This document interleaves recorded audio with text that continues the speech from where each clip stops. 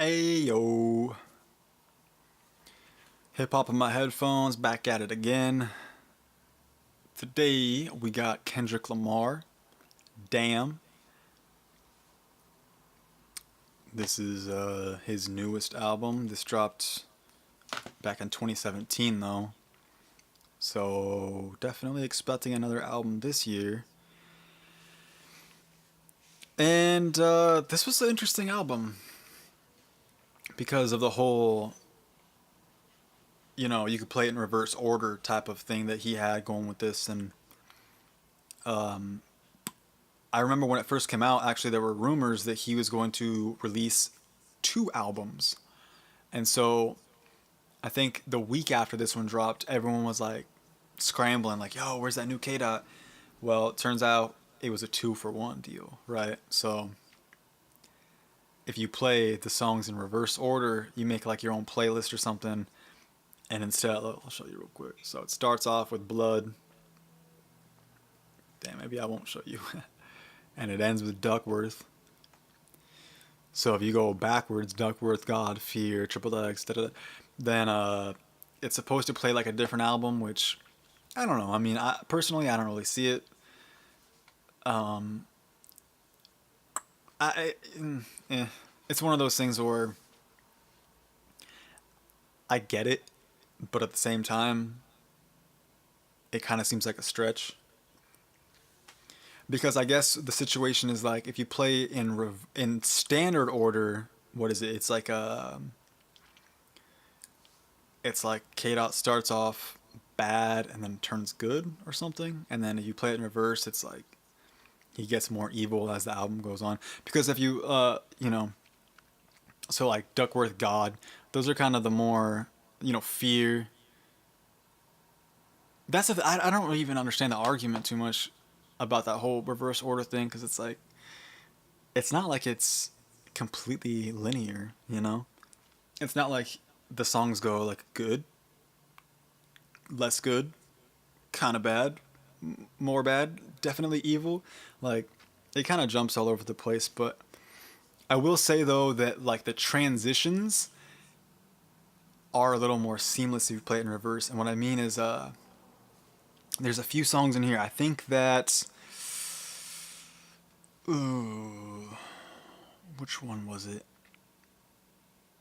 Was it Loyalty or Feel? There's a few songs. So you know how fuck's his name? God damn it, Kid Capri. So Kid Capri has like sound drops throughout the album, and he says things like in between the songs, sometimes at the end of the song, sometimes at the beginning of a song. And if you play it in the normal order, he says things like, say, for instance, he says something. I don't. Fuck. See, I wish I had looked this up before I made this video, because there's certain songs where he actually says like the name of it. Like, ain't nobody praying for me. What song was that? I think that was Element. But I don't know. I think you kind of understand what I'm saying. Like the transitions didn't actually work if you played it in standard order, but if you played it in reverse, then it actually matched up.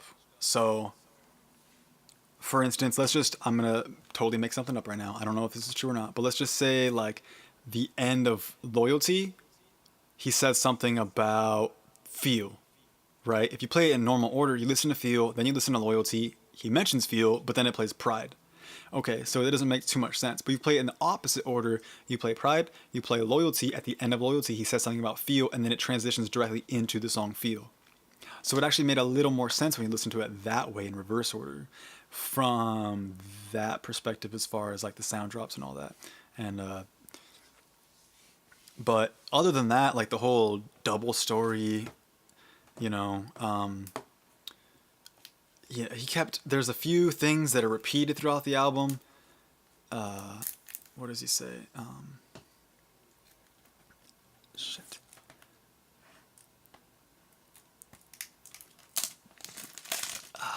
Damn it. It's like, is it something or is it... Yeah, I don't remember. There's something though that like there's a few things that they keep repeating, and it's like make your choice. Is it da-da? Is it da-da? I don't remember what it was though. I'm a terrible host, y'all. But I think you kind of understand. The point is, this album had a lot of attention. I'll say this: it's not his best album. I don't think anyone thinks that it is. It was the very first time I heard it. Actually, I was on a road trip, and so I left my house March. Damn, I don't remember what the date was. Basically, I'm pretty sure it was the day that this album dropped. Though was the day that I left. That I was going on my road trip, right? And so I'm getting on my bags. I'm loading up the car. Get in the car. Start it up. Cool. Everything's cool.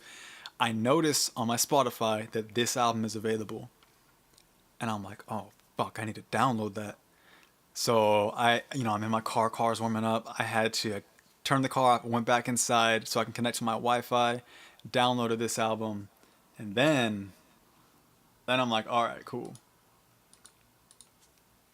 Let me turn this down a little bit. Yeah. So then I'm like, all right, cool. Well, now I can listen to the album. But I do remember the first time listening to this album being kind of disappointed actually, just because while I'm rambling, I'll start pulling this off. Because it just sounded really commercial, and that's not really that's never really been his style. I became a fan of Kendrick Lamar from the Kendrick Lamar EP, and that's way back. I don't know what year that dropped. I want to say '09 is when that came out.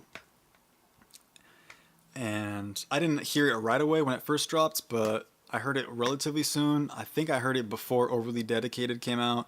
This is before Section 80, before Good Kid, Mad City. That was the album that pulled me in because he seemed very introspective, seemed intelligent. The beats weren't like anything crazy. It was underground though, you know? But it just seemed like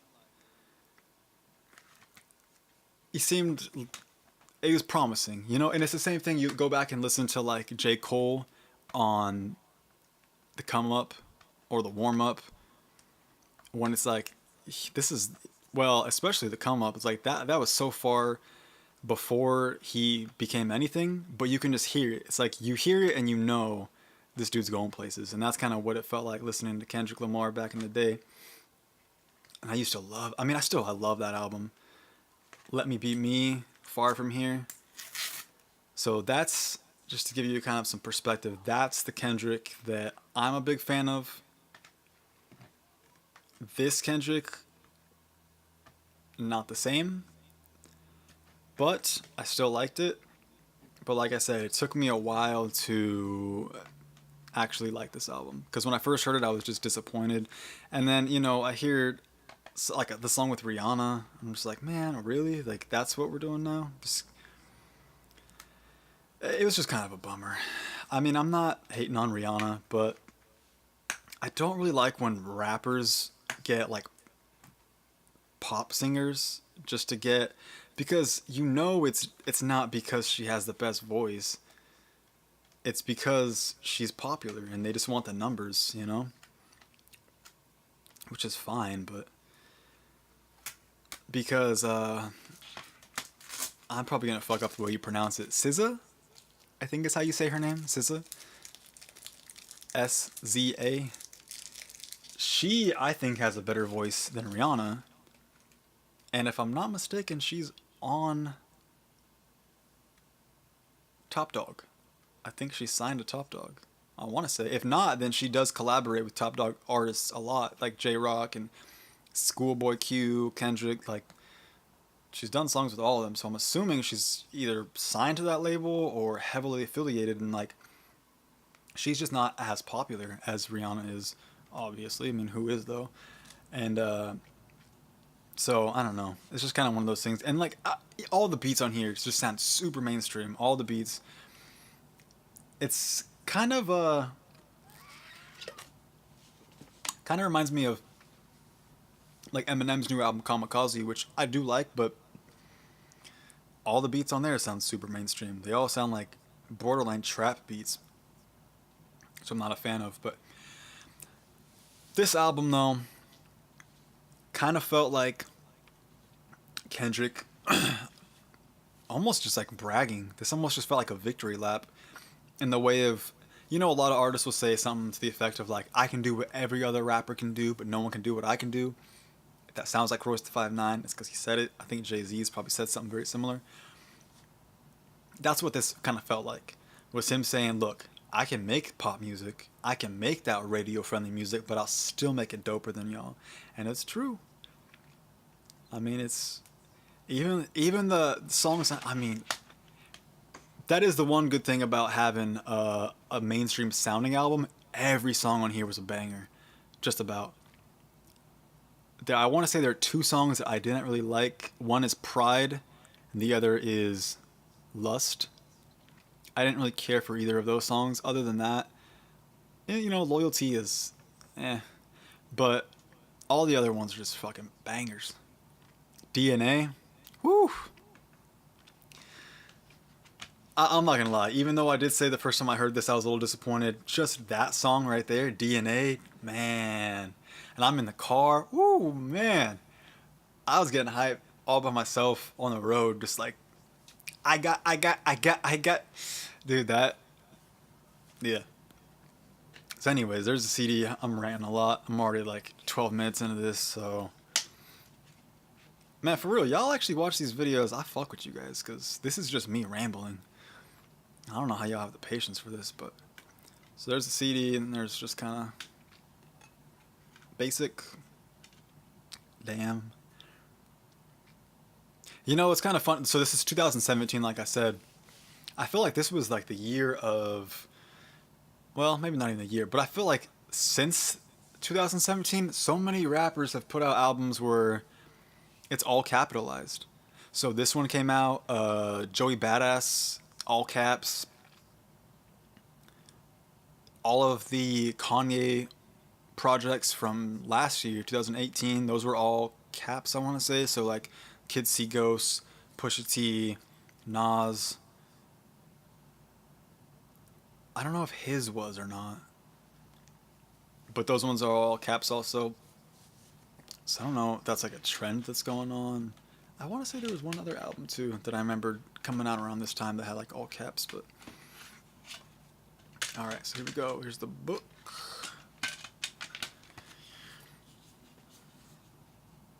Damn. TDE.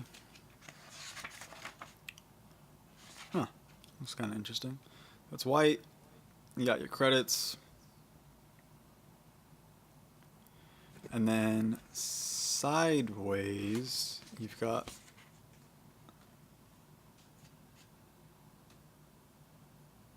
mixing credits. So, mixed by Ali. I talked about him on another video. I don't remember which one it was. But that guy's done such amazing work. It's weird, you know, engineers in general, mixing engineers, mastering, just recording engineers, they don't really get any kind of fame.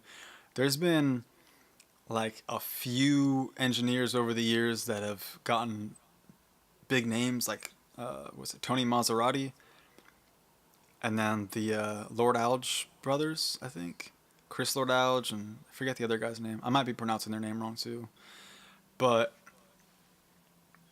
you know, it's one of those things where it's like that's not a glamorous job. There's no fame in that, but Mixed by Ali, because of his affiliation with Top Dog Entertainment, Kendrick, and all the crazy artists that come out of that label, has made a name for himself. And he has created his own sound, and what he is able to do with vocals is very impressive, actually.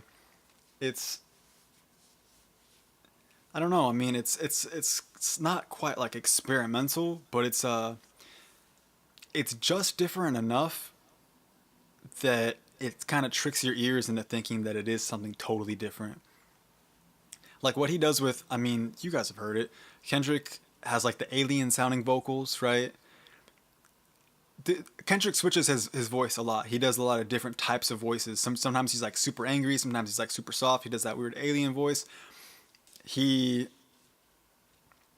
I mean that's Ali. Ali does a lot of that, you know. Obviously Kendrick changes his voice when he raps, but a lot of those effects, a lot of what makes that sound is post production.